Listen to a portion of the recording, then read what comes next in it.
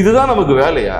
இவரோட ஜனநாயகன் படம் ரிலீஸ் ஆகல, பராசக்தி வர்சஸ் ஜனநாயகன், திமுக வர்சஸ் டிவிகேவா, ஸ்டாலின் வர்சஸ் விஜயா.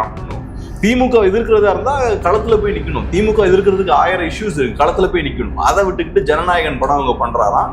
இப்ப அவரோட படம் ரிலீஸ் பண்றையா, இதுக்கு பெரிய சதி நடந்து போச்சா, நம்ம கிட்ட வந்து இந்த கதையை சொல்றாங்க. சரி, என்ன பண்ணும் இப்ப? எப்படியும் படம் ரிலீஸ் தான் ஆக போகுது. மேபி பொங்கலுக்கு ரிலீஸ் ஆகாது, கொஞ்சம் லேட்டா ரிலீஸ் ஆகும். அதுவுமே பார்த்தா திமுகவுக்கும் நல்லது, விஜய்க்கும் நல்லதுன்னு சொல்லலாம். எலெக்ஷன் கிட்ட வரும்போது அந்த படம் ரிலீஸ் ஆகும்போது எலெக்ஷனோட சேர்ந்து ஒரு தாக்கத்தை ஏற்படுத்தும். தமிழ்நாட்டில் வேற பிரச்சனையே இல்லை உங்களுக்கு குரல் கொடுக்க, இதுதான் உங்களுக்கு இஷ்யூவா இருக்கு. இப்படி இருந்தா அப்புறம் நான் எதுக்கு உங்களுக்கு ஓட்டு போடணும்? 8 கோடி தமிழர்கள் இருக்கோம், 8000 பிரச்சனைகள் தமிழ்நாட்டில் இருக்கு. இதெல்லாம் தாண்டி விஜயோட படம் ரிலீஸ் பண்ண முடியலன்றதா இந்த காங்கிரஸ்காரங்களுக்கு இன்னைக்கு பிரச்சனை. மாணிக்கம் தாக்கூருக்கு, அப்புறம் ஜோதிமணிக்கு, இந்த தலைவர்களுக்கெல்லாம். அப்ப உங்களோட ப்ரையாரிட்டி என்னவா இருக்கு? நெற்றிக்கண் திறப்பினும் குற்றம் குற்றமே. நெற்றிக்கண் வலையொலி உறவுகளுக்கு வணக்கம். இன்றைய அரசியல் உரையாடலில் நம்முடன் இணைந்திருப்பவர் அன்பு அண்ணன் திரு கேப்ரியல் அவர்கள். வாருங்கள், அவருடன் பேசலாம். அண்ணன் வணக்கம். வணக்கம். விஜயோட ஜனநாயகன் படத்திற்கு இன்னும் தணிக்கை சான்றிதழ் கொடுக்கல, இதற்கு பின்னாடி பெரிய அரசியல் சதியெல்லாம் இருக்கும் அப்படின்னு சொல்றாங்க. நீங்க எப்படி பாக்குறீங்க? நமக்கு என்ன இருந்தா இருந்துட்டு போட்டோம். இப்ப தமிழ்நாட்டுல வந்து இதுதான் உள்ளதுலேயே பெரிய பிரச்சனை. ஜனநாயகன் படம் ரிலீஸ் ஆகல, எலெக்ஷன்ல கண்டெஸ்ட் பண்ண போறாரு 26ல. எலெக்ஷனுக்கு 3-4 months தான் இருக்கு. ஆமா, அதுக்கு முன்னாடி ஒரு படம் பண்றாரு. படம் பண்ணி அந்த படம் ரிலீஸ் ஆகல, சென்சர் சர்டிபிகேட் கிடைக்கலன்றதா இப்ப இவருக்கு பிரச்சனை. எலெக்ஷனுக்கு முன்னாடி பண்றதுக்கு 1000 வேலை இருக்கு. ஆனா நீங்க எலெக்ஷனுக்கு முன்னாடியும் படம் தான் பண்றீங்க. மக்களை ரீச் பண்ணணும்னா என்னெல்லாம் வழி இருக்கு? போராட்டங்கள் நடத்தலாம், பிரச்சாரம் பண்ணலாம், மக்களை போய் சந்திக்கலாம். அதெல்லாம் எதுவும் பண்ணாம ஒரு படம் வழியா ஷார்ட்கட் இது. அப்ப நீங்க உங்க படத்தை ப்ரொமோட் பண்ண அரசியலை யூஸ் பண்ணிக்கிறது, அரசியலை ப்ரொமோட் பண்ண படத்தை யூஸ் பண்ணிக்கிறது, 2 சைட்லயும் பணம் சம்பாதிக்கிறது. தமிழ்நாடு அரசியலை பொறுத்த வரைக்கும் சினிமா அப்படிங்கறதும் ஒரு பிரச்சார ஊடகம் தானே, அதை பயன்படுத்துறதுல ஒன்றும் தப்பு இல்லையா? தப்பே இல்லை. நீங்க நல்ல அரசியலுக்கு மீடியாவை யூஸ் பண்றது தப்பே இல்லை. ஃபார் எக்ஸாம்பிள், இப்ப என்டிகே யூஸ் பண்றீங்க மீடியாவை. அரசியல் இருக்கு, அரசியல் கருத்துக்களை மக்கள்கிட்ட கொண்டு போறதுக்கு நிறைய யூடியூப் சேனல்ஸ் எல்லாம் வச்சு கருத்துக்களை கொண்டு போறதுலாம் கரெக்டான விஷயம் தான். 60களில் பராசக்தி மாதிரியான படங்கள் வருது, வேற நிறைய புரட்சிகரமான படங்கள் வருது. ஒரு நல்ல வீரியமான அரசியலை முன்வைக்கிறாங்க, களத்துல இறங்கி போராடுறாங்க. அந்த கருத்துக்களை மக்கள்கிட்ட எடுத்துட்டு போறதுக்கு ஒரு மீடியமா ஊடகங்களை பயன்படுத்துறாங்க, சினிமாவை பயன்படுத்துறாங்க. இங்க என்ன நடந்துட்டு இருக்கு? களத்துக்கு வந்து எத்தனை போராட்டம் பண்ணீங்க? உங்க அரசியல் என்ன? எதுவுமே கிடையாது. ஆனா நீங்க பண்றது படத்தை மட்டும் ப்ரொமோட் பண்றதுக்கு வரீங்க. ரஜினி தான் அந்த ஸ்ட்ராட்டஜியை கொண்டு வந்தது. படத்தை ரிலீஸ் பண்றது, அப்புறம் படத்தை ப்ரொமோட் பண்றதுக்கு பொலிட்டிக்ஸை யூஸ் பண்றது. இப்படியே கொஞ்ச நாள் வண்டியை ஓட்டிக்கிட்டே இருக்கிறது. இப்ப அவங்க புரிஞ்சுக்கிட்டாங்க, ரைட், நம்ம அரசியலுக்கு வந்துட்டு ரிவர்ஸ் போறதால நமக்கு எந்த நஷ்டமும் கிடையாது. கமல் அதை உறுதிப்படுத்திட்டாரு. அரசியலுக்கு வராரு, 2 எலெக்ஷன் கண்டெஸ்ட் பண்றாரு, அதுக்கப்புறம் காணாம போறாரு. அதுக்கப்புறம் சினிமால வெற்றிகரமா சக்சஸ் கொடுக்குறாரு, விக்ரம்லாம் ஹிட் ஆகுது. இப்ப விஜய்க்கும் அந்த கான்பிடன்ஸ் வந்தாச்சு, நம்மளும் வருவோம், ஒரு 2 படத்தை ப்ரொமோட் பண்ணுவோம் அரசியலை வச்சு, அதுக்கப்புறம் ரிவர்ஸ் போவோம், திரும்பவும் வெற்றி கொடுப்போம், அவ்வளவுதான். என்ன ஆக போகுது? விஜயகாந்துக்கு அப்படி இல்லை.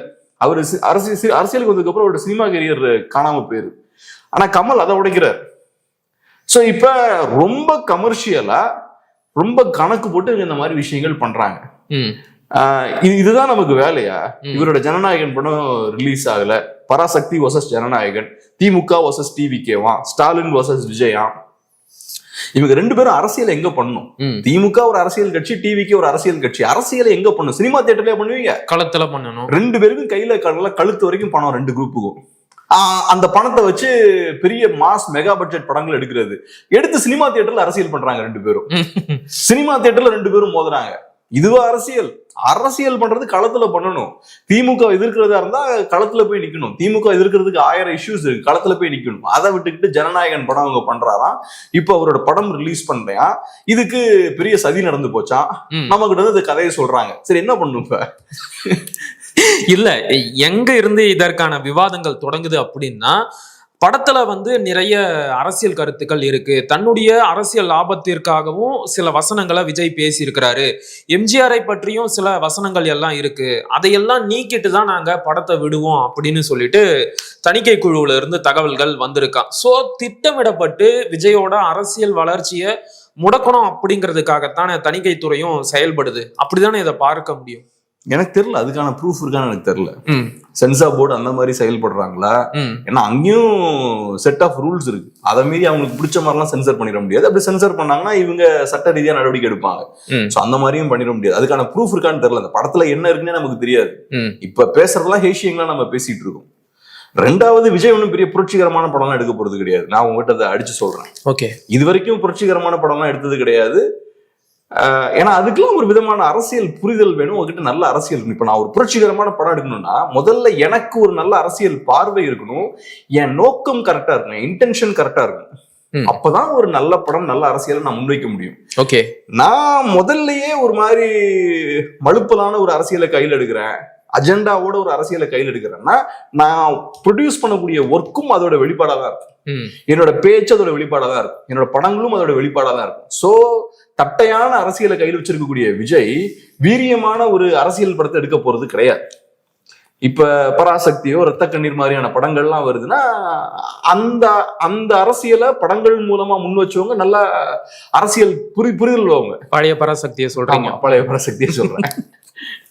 சரி. சோ அந்த விஷயம் இங்க இருக்காது. அதனால நான் ஒன்னும் பெருசா விஜய்கிட்ட பெரிய இதெல்லாம் நான் எதிர்பார்க்கல. சரி, அவர் வந்து படத்தின் மூலமா தான் திமுக விமர்சிக்கணும்னு அவசியம் இல்ல. அவர் இன்னைக்கு ஒரு அரசியல் கட்சி தலைவர். அரசியல் ரீதியாவே அவர் திமுக மேல அழுத்தங்கள் போடலாம். ஓகே, நீங்க என்ன நினைக்கிறீங்கன்னா உங்களோட திமுக விமர்சனமும் உங்களுக்கு பணத்தை ஈட்டி கொடுக்கணும்னு நினைக்கிறீங்க. நீங்க அதை வச்சும் சம்பாதிக்கணும் நீங்க பாக்குறீங்க. அதான் சும்மா சாதாரண மேடையிலே திமுக விமர்சனத்தை பேசிட்டு போலாம், களத்துல போய் நீங்க போராடலாம். ஆனா நீங்க புதுசா ரிலீஸ் பண்ணக்கூடிய படத்துல திமுக விமர்சனத்தை வச்சு அதுலயும் சம்பாதிக்கணும்னு பாக்குறீங்க. உங்களுக்கு அதுல ஒரு வணிக நோக்கம் இருக்கு. ஓகே, சோ அதனால ரைட், திமுக விமர்சனம்லாம் கரெக்ட் தான். ஆனா அதுக்கு நம்ம அதை வந்து விஜய் வழியா தான் பண்ணணும்னு தமிழ் மக்களுக்கு ஒன்றும் அவசியம் கிடையாது. அது வேற நிறைய அவென்யூஸ் இருக்கு நமக்கு. புரியுது. இப்ப கேட்க போற கேள்விக்கும் பெருசா எந்த ஒரு சான்றும் இல்லை. ஆனா சில கனெக்டிங் த டாட்ஸை வச்சு பார்க்கும்போது இருக்கலாமோ அப்படின்னு தோணுது. என்னன்னா, பாஜக விஜய தங்களுடைய கூட்டணிக்குள்ள இழுக்கிறதுக்காக அவருடைய படத்துக்கு இப்படியெல்லாம் தடையை ஏற்படுத்தி பிரச்சனை கொடுக்குறாங்க அப்படின்னு சொல்றாங்க. இருக்குமோ? விஜய் எப்படி அந்த கூட்டணிக்கு போக மாட்டாருங்க. என்ன பண்ணாலும் போறது கிடையாது. அதனாலதான் தணிக்கை துறையை வச்சு இவ்வளவு பிரச்சனை கொடுக்குறாங்களான்னு கேக்குறேன். இப்ப இந்த பிரச்சனை கொடுத்தா கூட ஒன்னும் யூஸ் இருக்கிற மாதிரி எனக்கு தெரியல. எப்படியும் படம் ரிலீஸ் தான் ஆக போகுது. மேபி பொங்கலுக்கு ரிலீஸ் ஆகாது, கொஞ்சம் லேட்டா ரிலீஸ் ஆகும். அதுவுமே பார்த்தா திமுகவுக்கும் நல்லது, விஜய்க்கும் நல்லதுன்னு சொல்லலாம். எலெக்ஷன் கிட்ட வரும்போது அந்த படம் ரிலீஸ் ஆகும்போது எலெக்ஷனோட சேர்ந்து ஒரு தாக்கத்தை ஏற்படுத்தும். ரெண்டாவது, திமுகவுக்கும் வசதியா போயிடும். இப்ப பராசக்தி தனியா ரிலீஸ் ஆச்சுன்னா இன்னும் ஃப்ரீயா கலெக்ஷன் போடலாம். இல்ல, அதுக்கும் கூட இன்னும் தணிக்கை சான்றிதழ் கிடைக்கலையா? ஏதோ ஒண்ணு தனித்தனியா ரிலீஸ் ஆனா அவங்க ரெண்டு பேருக்கும் இன்னும் நல்ல கலெக்ஷன் இருக்கு. அதே மாதிரி சண்டை போட்டாலுமே நல்லதுதான். இப்ப பராசக்தி வர்சஸ் ஜனநாயகன்னு கொண்டு வந்தாலே ரஜினி வர்சஸ் கமல்னு கொண்டு வராங்கல்ல, அப்ப மக்களை இன்னும் கொஞ்சம் கூட ஆர்வமா தியேட்டருக்கு அது வர வைக்கும். சோ அதனால எல்லாத்தையுமே கமர்ஷியலா அவங்க மாத்திடுவாங்க. எப்படியும் சம்பாதிக்க தான் போறாங்க, அதுல ஒன்றும் பிரச்சனை இல்லை. சோ அதனால எனக்கு இன்னும் பெரிய சிக்கல் வரும்னு தான் தோணல. ஆனா இவரு பாஜக சைடு போறதுக்கான வாய்ப்பெல்லாம் ரொம்ப கம்மி. ரெண்டாவது, பாஜக ரொம்ப ஓப்பனா விஜய் அட்டாக்கும் பண்ண மாட்டாங்க. ஏன்னா அப்படி பண்ணியாச்சுன்னா அது நெகட்டிவா தான் அவங்களுக்கு போகும். தமிழ்நாட்டுல இப்ப எலெக்ஷனுக்கு முன்னாடி அது நெகட்டிவா தான் போகும். ஏன்னா விஜய் ஒரு பெரிய ஸ்டாரா இருக்கிறனால அவரை டஃபா ரஃபா டீல் பண்ணா அது பேக் ஃபயர் ஆகும். அது திமுகவுக்கும் பொருந்தும், பாஜகவுக்கும் பொருந்தும். சோ அதனால அதை பண்ண மாட்டாங்க, ரொம்ப அக்ரெசிவா பண்ண மாட்டாங்க. ஆனா இப்ப விஜயோட படத்துக்கு தணிக்கை துறையால இவ்வளவு தடங்கல்கள் வந்த உடனே காங்கிரஸ் ஈகோசிஸ்டம் முழுக்க விஜய்க்கு சப்போர்ட்டா வந்துட்டாங்க. முன்னையாச்சும் பாதி பேர் வந்து திமுக சப்போர்ட்டா இருப்பாங்க. இப்போ ஒட்டு மொத்தமா விஜய் பக்கம் வந்து நிக்கிறாங்க. காங்கிரஸ் மேலிட பொறுப்பாளர் கிறிஸ் சோடங்கர் ஆகட்டும், இங்க மணிசங்கர் ஐயர், அதன் பிறகு ஜோதிமணி, எல்லாருமே வந்து விஜய்க்கு சப்போர்ட்டாகவும் அவருடைய ஜனநாயகன் படத்திற்கு சப்போர்ட்டாகவும் பேசுறாங்க. இவங்க மனசுல என்ன கணக்கு ஓடுது? ஒருவேளை நாங்க விஜய்க்கு ஆதரவா இருக்கிறோம் அப்படின்னு காட்டி திமுக கிட்ட பேரம் பேசலாம்னு நினைக்கிறாங்களோ? மனசுல என்ன ஓடுதுன்றதை விட இவங்களுக்கு வேற வேலை இல்லை, அதான் இதை பண்றாங்க.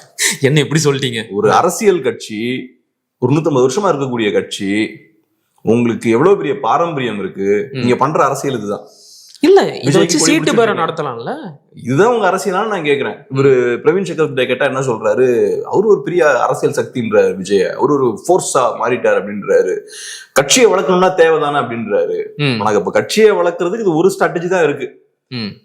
கடவுள் 2 கையை கொடுத்திருக்காரு, 2 காலை கொடுத்திருக்காரு, வாயை கொடுத்திருக்காரு. அதை வச்சு அரசியல் பண்ணணும்லாம் ஒரு யோசனையும் இல்லை. கொள்கைன்னு ஒண்ணு இருக்கு ஆமா. உங்களுக்கு. காந்தி இருக்காரு, நேரு இருக்காரு, உங்களோட வரலாற்று நாயகர்களா அவங்களோட சித்தாந்தத்தை எடுத்து மக்கள்கிட்ட கொண்டு போகலாம், என்னெல்லாமோ பண்ணலாம். இன்னைக்கு நேருவோட புக்கெல்லாம் படிச்சீங்கன்னா அவ்வளவு அருமையா இருக்கு. ஒரு பெரிய ஒரு டெப்த் உள்ள ஒரு மனிதரா இருக்காரு. காந்தி அப்படிதான். இவங்களுக்கு இப்ப விஜய் தான் தேவைப்படுறாரு. இப்ப விஜயை வச்சு இவங்க கட்சியை வளர்க்குறாங்களாம் காலத்துல. இந்த இடத்துக்கு வந்து நிக்கிறாங்க இவங்க. அப்ப பாருங்க, இந்த கட்சி இருக்கணுமா? பேசுறாங்க அதை வச்சு. கேட்டா வந்து கேரளா, சவுத் ஃபுல்லா, சவுத் இந்தியா ஃபுல்லா இந்த கட்சியை வளர்க்க போறாங்களாம். விஜய் வந்தாருன்னா பெரிய பூஸ்ட் காங்கிரஸ் கிடைக்குமா? காங்கிரஸ் 60 வருஷமா பவர்லயே இல்லையா? ரைட், அதெல்லாம் எனக்கு புரியுது. காங்கிரஸ் 60 வருஷமா பவர்ல இல்ல, பவர் உங்களுக்கு வேணும். பவர்ன்றத விஜய் தூக்கி உங்க மடியில வைப்பாருன்னு நினைக்கிறீங்க பாருங்க. அப்ப எல்லாமே நோகாம உங்களுக்கு எல்லாமே ஸ்மூத்தா நடக்கணும். பவர் வேணும்னா இறங்கி வேலை பார்க்கணும். சும்மா உட்கார்ந்துக்கிட்டு இங்கிலீஷ்ல பேசிக்கிட்டு ரொம்ப ஸ்டைலா போயிட்டு வர்றது இது இருக்கக்கூடாது. களத்துல இறங்கி வேலை பார்க்கணும், மக்களுக்கான பிரச்சனைகளை பேசணும். முதல்ல தமிழ் மக்களுக்கு எதிராக இருக்கக்கூடாது, தமிழ் மக்களுக்கான கட்சியா இருக்கணும். அப்ப பவர் தமிழ் மக்களே கை கொடுப்பாங்க. இங்க உட்காந்துட்டு இப்ப என்னன்னா, திமுகவோட சேர்ந்து உட்கார்ந்து இவ்வளவு நாள் என்ன மக்களுக்காக திமுக சேர்ந்து இருந்தீங்க? அப்ப நல்லா திமுகவோட சேர்ந்து இருந்து சொகுசா நல்லா என்ஜாய் பண்ணீங்க. இப்ப திமுக உங்களை கொஞ்சம் கொஞ்சமா பலவீனப்படுத்தி நெருக்கி பிடிச்சு சீட்ஸ் எல்லாம் கம்மி பண்ணிக்கிட்டே இருக்காங்க. 60ல இருந்து 25 வந்து விட்டாங்க. இப்ப இன்னும் கம்மியாகிற மாதிரி தெரியுது. சோ கொஞ்சம் சண்டையை போட்டு கொஞ்சம் அதிகமா வாங்கணும்னு நினைக்கிறீங்க. சோ உங்களுக்கு அக்கறை மக்கள் மேல கிடையாது. நீங்களே தான் சொல்றீங்க, மக்களை பத்தி எல்லாம் பேசல, எங்களுக்கு பவர் வேணும், என் கட்சியை நாங்க வளர்க்கணும்னு வரீங்க. நீங்க உங்களுக்கு சீட் அதிகமானும், அவ்வளவுதான். உங்களுக்கு திமுக பிரச்சனை அவ்வளவுதான். சீட் அரசியல்னா அதானே, தங்களுடைய லாப நஷ்ட கணக்கை பார்த்து தானே அரசியல்வாதிகளும் அரசியல் கட்சிகளும் முதல்ல இயங்குவாங்க.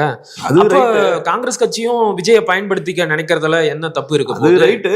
ஆனா நீங்க பண்ணக்கூடிய ஒவ்வொரு செயல்பாடுலயும் எனக்கு பங்கு இருக்கான்னு மக்களும் பார்க்கணும். ஓகே, நீங்க ரைட்டு, உங்க லாப நஷ்ட கணக்கெல்லாம் போடுங்க, நானும் என்னோட லாப நஷ்ட கணக்கெல்லாம் நானும் போடுவேன், மக்களும் போடணும்.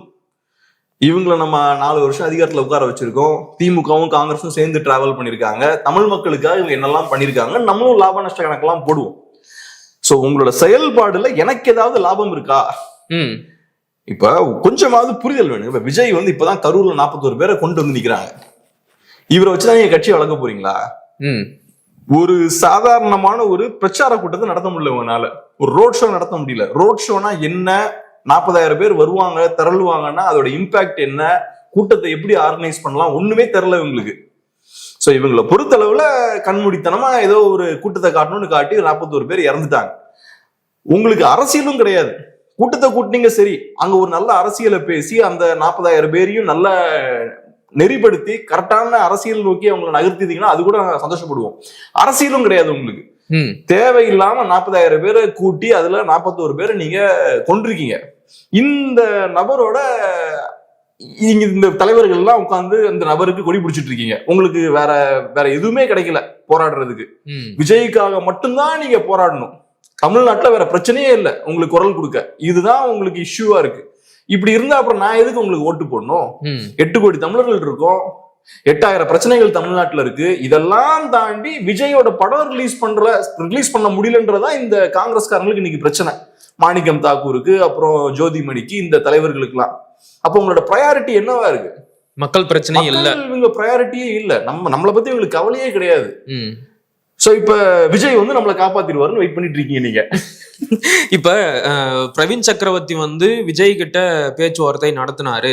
காங்கிரஸுக்கு வந்து விஜய் கூட கூட்டணிக்கு போகணும் அப்படிங்கிற ஒரு ஐடியாவும் இருக்கு அப்படின்னு ரொம்ப நாளா பேச்சு ஓடிக்கிட்டு இருக்கு.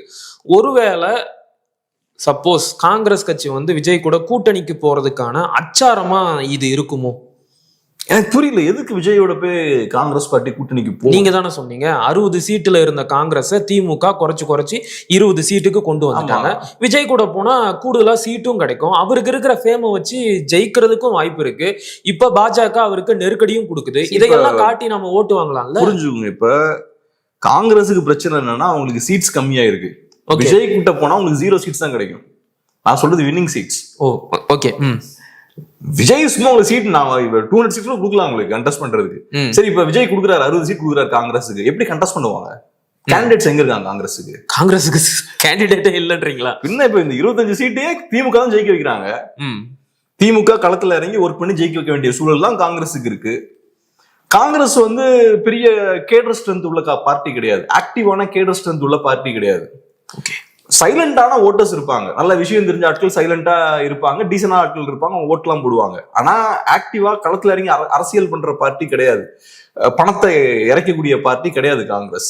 ஸோ அப்படி இருக்கும்போது காங்கிரஸ் பார்ட்டியோட நீங்க அலையன்ஸுக்கு வச்சீங்கன்னா அஃப்கோர்ஸ் மைனாரிட்டி ஓட் ஷிஃப்ட் ஆகும், ஒரு 3-4% ஓட்டும் ஷிஃப்ட் ஆகும், அதெல்லாம் ரைட்டு.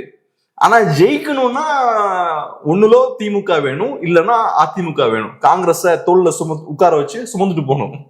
அதுக்கு ஏதாவது ஒரு கட்சி ரெடியா இருக்கணும். நீங்க டிவிகேவோட அலைன்ஸ் வச்சீங்கன்னா நீங்க தான் டிவிகே தோல் வச்சு சுமக்கணும்.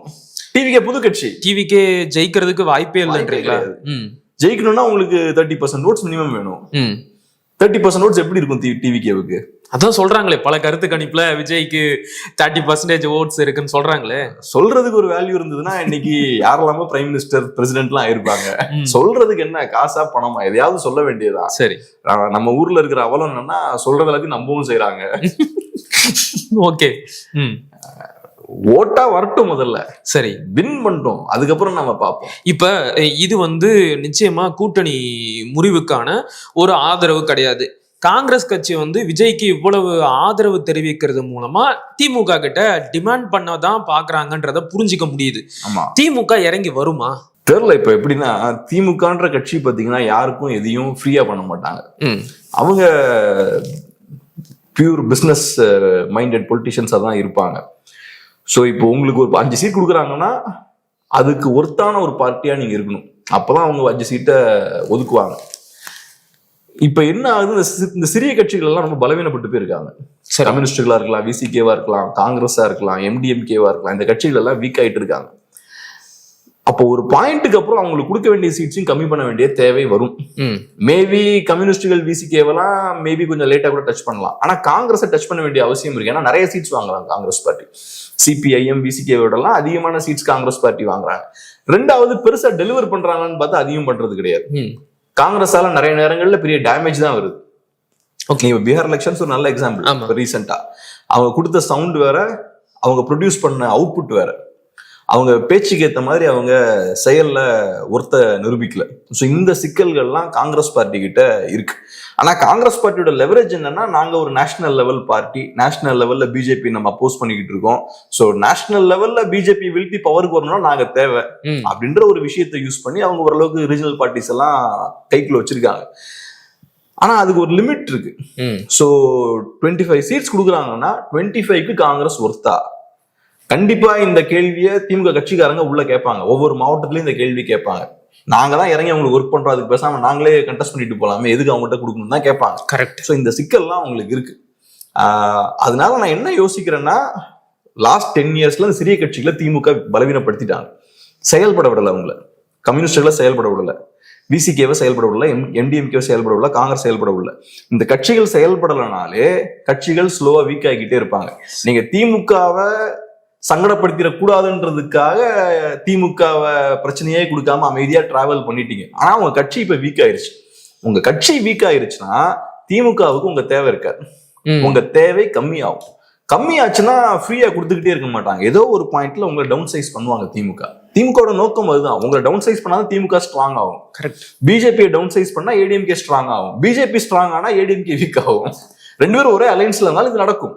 காங்கிரஸ் பார்ட்டி நல்லா ஸ்ட்ராங் ஆனாலும் டிஎம்கேவுக்கு அது சிக்கல் தான். ஸோ அதனால ஸ்லோவா உங்களை தட்டி இல்லாம பண்ணிடுவாங்க. ஓகே, அதை பண்ணிட்டு இருக்காங்க. அதனால ஏதோ ஒரு பாயிண்ட்ல நெருக்கி பிடிச்சி சீட்ஸை கம்மி பண்ண வாய்ப்பு இருக்கு.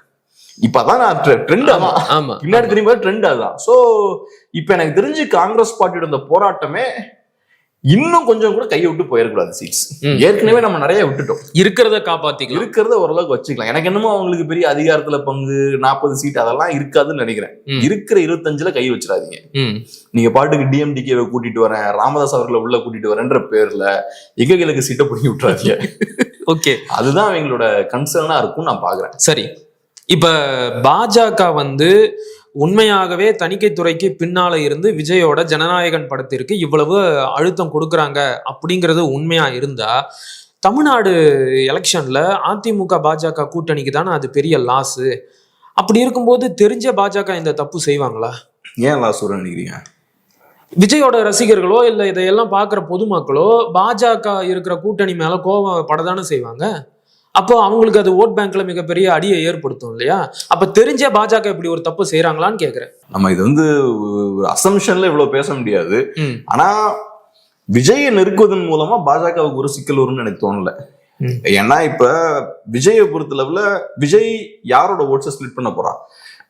அதிமுக பாஜக ஓட்ஸ் தான் ஸ்பிளிட் பண்ண போறாரு. இப்ப ஜனநாயகன் படத்தை அவர் ரிலீஸ் பண்றாருன்னா ஏன் ரிலீஸ் பண்றாரு? விஜய்க்கு லாபம் இருக்கு, அதனாலதான் கரெக்டா எலெக்ஷன் டைம்ல ரிலீஸ் பண்றாரு. அப்ப நேச்சுரலா அதனால பாதிக்கப்படுறவங்க என்ன யோசிப்பாங்க? ரிலீஸ் பண்ண விடக்கூடாதுன்னு நினைக்கலாம். இது அவங்க பண்றாங்களான்னு எனக்கு தெரியல. பட் லாஜிக்கலா அங்க ஒரு சின்ன ஒரு லாஜிக்கல் ஸ்பேஸ் அங்க இருக்கு. அதனால விஜய்க்கு அதை ரிலீஸ் பண்ணா லாபம்னா அதனால நஷ்டப்படுறவங்க அதை ரிலீஸ் பண்ண விடக்கூடாதுன்னு நினைக்கலாம். அதுல ஒன்றும். ஸோ அதனால விஜயை நெருக்கிறதால பெருசா பாஜகவுக்கும் அதிமுகவுக்கும் பாதிப்பு வர போறது கிடையாது. ஏன்னா எப்படியுமே அந்த ஓட்ஸ் வந்து உடையதான் போகுது, விஜயோட ஓட்ஸ் உடையதான் போகுது. அதை தாண்டி எக்ஸ்ட்ரா டேமேஜ்ல அது வந்துடும் எனக்கு தோணல.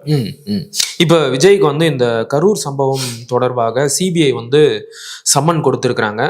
ஸோ இதன் பிறகு விஜயோட அரசியல் நடவடிக்கைகள் எப்படி இருக்கும்? ஏன்னா ஏற்கனவே அவரு பாஜகவிற்கு எதிரான அரசியலை மொத்தமா குறைச்சிக்கிட்டாரு. இப்ப சிபிஐயும் விசாரணைக்கு அழைச்சிருக்கிறாங்க. இதன் பிறகு அவருடைய அரசியல் நடவடிக்கைகள் எப்படி இருக்கும்? அவருடைய கட்சி நகர்வுகள் எப்படி இருக்கும்? சீரியஸா இந்த மாதிரிலாம் கேக்குறீங்க? இவ்வளவு நாளா அவர் அரசியல் எப்படி இருந்திருக்கு? சும்மாவாச்சும் ஒரு சீரியஸா ஒரு கேள்வி கேட்கறது தானே. இவ்வளவு நாளா அவர் அரசியல் எப்படி இருந்தது? பெருசா ஒண்ணும் இல்ல, அறிக்கை விடுவாரு, அப்பப்ப மேடையில வந்து பேசுவாரு, அவ்வளவுதான். இனியும் அப்படிதான் இருக்க போகுது. இவ்வளவு இருந்தது இல்ல. பாசிச எதிரி பாஜக அப்படின்னு சொன்னாரு இல்லையா? அந்த பாஜகவுக்கு எதிராக என்ன பேச போறாருன்னு கேக்குறாரு. நினைக்கிறேன் பாசிசம் சொன்னாரா அப்படியா? கொள்கை எதிரி.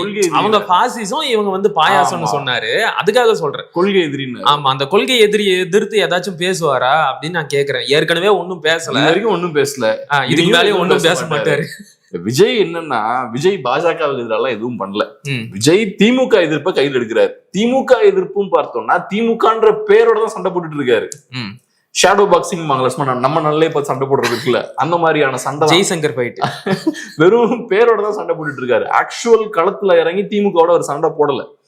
ஆனா இந்த ஷேடோ பாக்ஸிங் போடுறதுனால என்ன ஆகுதுன்னு பார்த்தோம்னா அதிமுக சைட்லைன் பண்ணப்படுது. ஓகே, சோ அதனால அதிமுகவுக்கு சிக்கல் இருக்கு. ஆனா களத்துல இறங்கி விஜய் எதுவுமே பண்ணல. ஆனா அவரு திமுகவை எதிர்த்து அரசியல் பண்றதுனால அதிமுகவுக்கு அதனால பாதிப்பு இருக்கு. சோ அதனால நீங்க சொல்ற மாதிரி பாஜகவும் அதிமுகவும் பாதிக்கப்படுறாங்க அப்படின்ற ஆங்கிள் வேணா பார்க்கலாம். ஆனா விஜய் ஒன்னும் பெருசா எதுவும் பண்ணிட போறதில்ல. விஜய்க்கு அரசியல் பண்ற கெப்பாசிட்டி கிடையாதுங்க. இப்ப ஒரு அரசியல் பண்ணணும்னா முதல்ல உங்களுக்கு ஒரு ஸ்ட்ராங்கான ஆர்கனைசேஷன் வேணும், உங்களுக்கு ஒரு கட்சி கட்டமைப்பு வேணும், லீடர்ஸ் வேணும். இப்ப பாருங்க, நிறைய பேரு டிவிக்குள்ள போய் சேர்றாங்க. இதுல யாராவது ஒரு லீடர்ஸ் இருக்காங்களா? இல்ல. எல்லாரும் பாத்தீங்கன்னா தவறான வார்த்தைகள் நம்ம யூஸ் பண்ணக்கூடாது, ரொம்ப கேர்ஃபுல்லா பாக்குறேன். ரொம்ப பெரிய குவாலிட்டி இல்லாத இன்ஃப்ளூயன்சஸா இருக்காங்க. எனக்கும் கூட அந்த கேள்வி இருந்துச்சு. நீண்ட நாட்களாக அக்கா காளியம்மாள் அவர்கள் தாவேக்காவில சேருவாங்க அப்படின்னு சொன்னாங்க. ஆனா அவங்கள தவிர மற்றவங்க எல்லாருமே சேர்ந்துகிட்டு இருக்கிறாங்க. ஏன் இந்த முரண்பாடு? அவங்களுக்கு விஜய சுத்தி இருக்கக்கூடிய அந்த ஒரு குரூப்புக்கு ஒரு அச்சம் இருக்கும். பவர்ஃபுல்லான ஆட்கள் உள்ள வந்துடக்கூடாது, பாலிடிக்ஸ் தெரிஞ்சவங்க வந்துடக்கூடாது. ஜஸ்ட் என்னன்னா ஒரு நாய்ஸ் கிரியேட் பண்ற ஆட்கள், தாவேக்காவை சப்போர்ட் பண்ணி பேசுறதுக்கான ஆட்கள், இண்டிபெண்டா பெரிய ஸ்ட்ரென்த் இல்லாத ஆட்கள், வெறுமனே பேசுறது மட்டும்தான் அவங்க ஸ்ட்ரென்த், அதை தாண்டி பெரிய பேக்ரவுண்ட் இல்லாத ஆட்களை தான் அவங்க உள்ள எடுக்கிறாங்க. அப்படி எடுக்கும்போது என்ன ஆகும்னா மேல இருக்கவங்கள சேலஞ்ச் பண்ண முடியாது அவங்கனால. ஓகே, சோ இப்ப பாருங்க, நீங்க வர்ற ஆட்கள் எல்லாருமே பாத்தீங்கன்னா இப்ப என்டிகேவுக்குள்ளே நிறைய பேர் வராங்கன்னு வச்சுப்போம். அதுல ஒரு 5 பேர் பாத்தீங்கன்னா லோக்கல் லீடர்ஸா இருப்பாங்க, நிர்வாகிகளா இருப்பாங்க. அதுல ஒரு 2 பேர் இன்ஃப்ளூயன்சரா இருப்பாங்க, யூடியூப்ல வீடியோ பண்றவங்களா இருப்பாங்க, மேடைகள்ல பேசுறவங்களா இருப்பாங்க. ஆனா இங்க வரவங்க எல்லாருமே இன்ஃப்ளூயன்சஸா இருக்காங்க. கரெக்ட், லீடர்ஸே இல்ல. இவர் மட்டும்தான், செங்கோட்டையன் மட்டும்தான் லீடர். அது போக இந்த மாதிரி 1-2 பேர் தான். பட் மோஸ்ட்லி உள்ள வர ஆட்கள் எல்லாருமே பாருங்களேன், எல்லாம் இன்ஃப்ளூயன்சஸா இருக்காங்க. இப்ப திமுக எடுத்துக்கிட்டீங்கன்னா ஒரு சைட்ல குஷ்பு மாதிரி ஆட்கள் உள்ள வருவாங்க, அவங்க ஒரு இன்ஃப்ளூயன்சர், ஒரு செலிபிரிட்டி.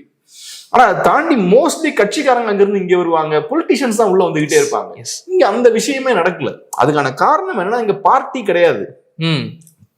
நீங்க லீடர்ஸ உள்ள கொண்டு வரீங்கன்னா அவங்க எங்க உட்கார வைப்பீங்க? லோக்கல் நிர்வாகிகள் ஒரு 4 பேர் வராங்கன்னா எங்க உட்கார வைக்க போறீங்க? அவங்களுக்குன்னு ஒரு பொறுப்பு கொடுக்கணும். ஆமா, நீங்க அப்படி பொறுப்பு கொடுத்தாலும் அதுக்கு வேல்யூ இருக்காதீங்க. அதனால அவங்க இங்க வரமாட்டாங்க. ஆனா இன்ஃப்ளூயன்சர் அப்படி கிடையாது. அவங்களுக்கு ஒரு ஸ்பேஸ் நீங்க கிரியேட் பண்ணி தர வேண்டாம். அவங்க பார்ட்டியில நீங்க சேர்ந்தாச்சு அப்படின்னா அடுத்து ஒவ்வொரு யூடியூப் சேனல்ல போய் பேசிட்டு இருக்க போறாங்க. அவங்களுக்கு நீங்க ஒரு வட்டம் போட்டு இதுக்குள்ள நீங்க ஆப்ரேட் ஆகணும்னு சொல்ல வேண்டிய அவசியமே இல்லை. சோ இது ஒரு கட்சியா இல்லாத காரணத்தாலதான் இந்த மாதிரியான விஷயங்கள் நடக்குது. சோ நீங்க சொன்ன மாதிரி இப்ப அரசியல் செயல்பாடுல இந்த கட்சி இறங்கணும்னா ஒரு கட்சி முதல் இருக்கணும், ஒரு பார்ட்டி ஸ்ட்ரக்சர் இருக்கணும். இப்ப செங்கோட்டையனே இருக்காரு, அதிமுகல இருக்கும்போது அவருக்குன்னு ஒரு பேஸ் இருந்தது கோபி பகுதியில. அங்க இருக்கக்கூடிய நிர்வாகிகள் எல்லாம் கூப்பிட்டு இந்த மாதிரி ஒரு போராட்டம் நடத்தணும், நாளைக்கு நம்ம 10 மணிக்கு இதை பண்றோம், எல்லாம் திரண்டுவாங்க அப்படின்னா ஒரு செட்டப் இருக்கும், அது மொபிலைஸ் பண்ணி வருவாங்க. இங்க அவருக்கு ஒரு பொறுப்பு கொடுத்தாலுமே இவர்னால அங்க கண்ட்ரோல் பண்ண முடியாது. கீழர் காட்டுல அவங்க எல்லாம் விஜய் சொல்றது மட்டும் தான் கேட்பாங்க. ஓகே, இவங்க எல்லாம் செங்கோட்டையன் உருவாக்குன கூட்டம் கிடையாது, செங்கோட்டையனுக்காக வந்த கூட்டமும் கிடையாது அது. சோ இங்க அந்த சிக்கல் தான் இருக்கு. இந்த கூட்டத்தால விஜய்க்கு விசில் அடிக்க முடியும், விஜய் வந்தாருன்னா போய் நிக்க முடியும். அது தாண்டி கீழே இருக்கிற லோக்கல் லீடர்ஷிப்போட பேச்செல்லாம் கேட்க மாட்டாங்க. ஏன்னா டிசிப்ளின் கிடையாது, பார்ட்டி டிசிப்ளின்லாம் இங்க கிடையாது. ஒரு கொள்கை சித்தாந்தம் இருக்கணும், அந்த சித்தாந்தத்தை அடிப்படையா வச்சு நீங்க கட்சி கட்டணும், அப்பதான் நிர்வாகிகளுக்கு எல்லாம் வேல்யூ இருக்கும். ஆனா இங்க நீங்க ஒரு தலைவன், ஒரு கட்சி, ஒரு லீடரை மட்டும் ப்ரொஜெக்ட் பண்றீங்க, ஒரு சினிமா ஆக்டரை மட்டும் ப்ரொஜெக்ட் பண்றீங்க.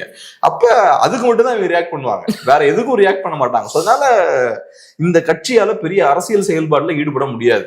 அதனால நீங்க நினைச்சா நீங்க பெரிய கேள்வியெல்லாம் யோசிக்கலாம் வேண்டாம். சிபிஐ விசாரணையினால இதுக்கு பெருசா எந்த பாதிப்பும் இல்ல, எதுவும் பண்ணல, இனியும் எதுவும் பண்ண மாட்டாங்க. நான் அடிச்சு சொல்றேன், கமல்ஹாசன் என்ன பண்ணாரோ அதுதான் இவர் பண்ணுவார். சரி, லார்ஜ் ஸ்கேல்ல பண்ணுவார். ஓகே, கமல்ஹாசன் உடைச்சதை விட அதிகமான ஓட்ட உடைப்பாரு, அதுக்கப்புறம் அதே மாதிரி காணாம போயிடுவார். சரி, இப்ப பாஜக தரப்புல இருந்து இதே சிபிஐ கேள்வியை கேட்கிறேன். நீங்க சொன்ன மாதிரி விஜய மிரட்டியோ இல்ல அவருடைய படங்களுக்கு இப்படியெல்லாம் தடைகளை ஏற்படுத்தியோ அவரை வந்து அதிமுக பாஜக கூட்டணிக்குள்ள கொண்டு வர முடியாது, அவரும் வரமாட்டாரு. சரி, அது இருக்கட்டும். இப்ப நீங்க சொல்ற மாதிரி விஜய் தேர்தல்ல போட்டியிட்டதுனால இங்க உடைய போறது, பிரிய போறது அதிமுகவோட வாக்கு தான். சோ இந்த சிபிஐ விசாரணை மூலமாக விஜய்க்கு ஒரு நெருக்கடி கொடுக்கப்பட்டு அதன் மூலமாக அவருடைய அரசியல் செயல்பாடுகள் முடக்கப்பட்டால் அது அதிமுக பாஜக கூட்டணிக்கு லாபமா இருக்கலாம் இல்லையா? அதுக்காக இந்த சிபிஐ விசாரணையை பயன்படுத்தலாம் இல்லையா? அவரோட அரசியல் செயல்பாடுகள் முடக்கப்பட்டால் கண்டிப்பா லாபம் இருக்கும். அதோட ஒரு வெளிப்பாடா கூட ஜனநாயகன் படத்தை ரிலீஸ் பண்ண விடாம பண்றாங்க கூட நீங்க சொல்லலாம், மேபி சொல்லலாம், அப்படி சொல்லலாம். ஆனா நீங்க ஜனநாயகன் படத்தை ரிலீஸ் பண்ண விடாமலே எல்லாம் வச்சிருக்க முடியாது, எப்படி ரிலீஸ் தான் ஆக போகுது. ஏன்னா ஒரு டெமோக்ரஸி. ஆனா பல சண்டை காட்சிகளையும் பல அரசியல் வசனங்களையும் நீக்கிட்டாங்க அப்படின்னு சொல்றாங்க. எப்படி இருந்தாலும் படம் ரிலீஸ் ஆகும்போது ரிலீஸ் ஆகும்போது விஜய்க்கு அது மைலேஜ் கொடுக்க தான் போகுது, அதுல ஒன்னும் சிக்கலே இல்லை. ஆனா இது லாஜிக்கலான ஒரு பாயிண்ட் தான். விஜயோட அரசியல் செயல்பாடுகள் கம்மியாச்சுன்னா அது அதிமுகவுக்கும் பாஜகவுக்கும் நல்லதுதான். அதை இவங்களால செய்ய முடியுமான்னு எனக்கு தெரியல. அது நம்ம வெயிட் பண்ணி போக போக தான் தெரியும். சமன் பண்றதுன்றது ஒண்ணும் பெரிய விஷயம் கிடையாது. கரெக்ட், சமன் பண்ணி தான் ஆகணும். இவங்க பெரிய இந்த ரசிகர்கள் எல்லாம் பெருசா கோச்சிக்கிட்டு இருக்காங்க, அது எப்படி விஜய சமன் பண்ணலாம் அப்படின்னு. ஆமா, எப்படி எங்க தலைவரை கூப்பிடுறீங்க, அது ஆக்சிடென்ட் தானே அப்படின்னு பேசுறாங்க. பெரிய தான். எல்லாருமே விஜய கடவுள் மாதிரி பார்க்க முடியுமா என்ன? தப்பு நடந்தா சமன் பண்ணி விசாரிக்க தான் செய்வாங்க. சோ அதனால சமன் பண்ணி விசாரிக்கிறாங்க. பட் அது ஒன்றும் பெரிய இதா நான் பார்க்கல, பெரிய பிரச்சனையா பார்க்கல. இன்ஃபேக்ட் விஜய்க்கு இதனால பெரிய பிரச்சனை வரும்னு நான் பார்க்கல. பட் இப்ப விஜயோட அரசியல் செயல்பாடை முடக்க முடிஞ்சதுன்னா, ஏற்கனவே பெரிய அரசியல் செயல்பாடு இல்லை, பட் அவர் பண்ற அந்த கேம்பெயின் இதெல்லாம் முடக்க முடிஞ்சதுன்னா அது கண்டிப்பா டேமேஜை ஏற்படுத்தும். விஜய்க்கு இருக்கக்கூடிய ஒரு பெரிய ஸ்ட்ரென்த் என்னன்னா, அவர் ஒரு விதமான ஒரு பிம்பத்தை தான் கட்டி வச்சிருக்காரு. அவர் ஒரு சினிமா ஸ்டார் தான். இது எல்லா சினிமா ஸ்டார்ஸ்க்குமே புரியும். அவங்க நிஜமான ஸ்டார், ஹீரோஸ் கிடையாது. ஒரு ஃபேக்கான ஒரு நரேட்டிவ் தான் கட்டி வச்சிருக்காங்க. அது ஒட்டையிற மாதிரியான 2-3 விஷயம் நடந்தாலே விஜய் டேமேஜ் ஆயிடுவார். ஓகே.